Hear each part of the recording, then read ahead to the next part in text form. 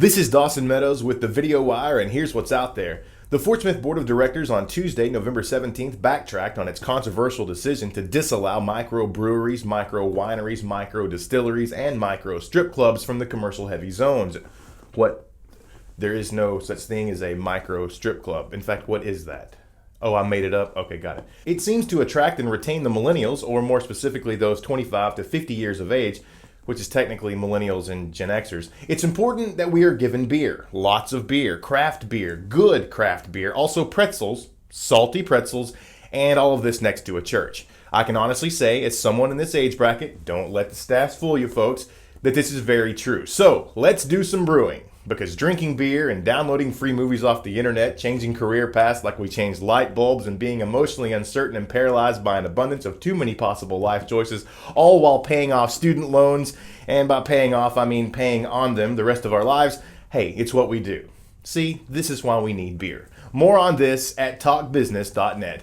In addition to a $3 million interest-free loan from the First National Bank of Fort Smith, business leaders in Fort Smith seeking to improve the city's trail system have raised an additional $695,000 towards a $3 million goal, according to a statement issued Tuesday, November 17th, by the Friends of Recreational Trails.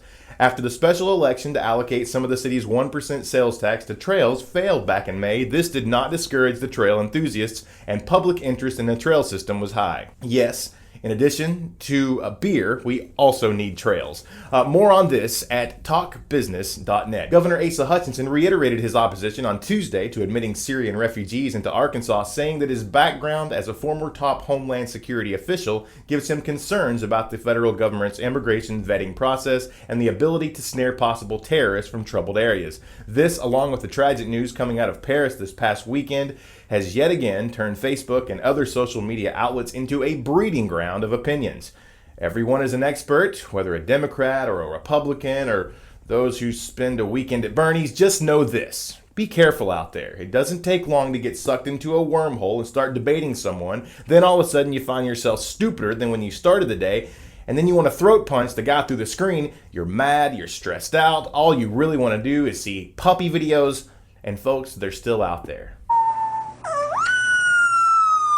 Don't get lost in the clutter. Sorry, that was a warp or a disclaimer. I don't know. Anyway, read more on local and statewide news at talkbusiness.net. Things to do coming up. It's the final week of Neil Simon's Rumors at the Fort Smith Little Theater, with the final show on Sunday, November 22nd. Ticket information at fslt.org. Monday night, November 23rd, the University of Arkansas Fort Smith Season of Entertainment presents Ragtime, the stories of an upper-class wife, a determined Jewish immigrant, and a daring young Harlem musician unfold, set in turn-of-the-century New York. Check out thingstodoinfortsmith.com for ticket information. Coming up December 5th, the Fort Smith Symphony presents Holiday Memories at the Art Best Performing Arts Center. The Fort Smith JCs present the annual Christmas Parade in downtown Fort Smith. The parade starts at 3 p.m. on Saturday, December 12th, and the 30th annual Western Arkansas Ballet production of The Nutcracker kicks off December 11th. All this and a host of other things to do can be found at thingstodoinfortsmith.com. This is Dawson Meadows with the Video Wire, a weekly video collaboration with talkbusiness.net and Things to Do in Fort Smith.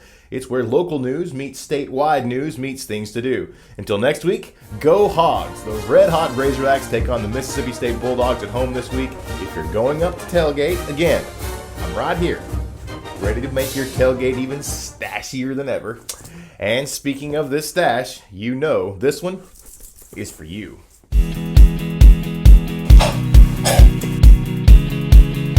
It's gonna be real good. Ow. Mic check, can you hear me up there? Good.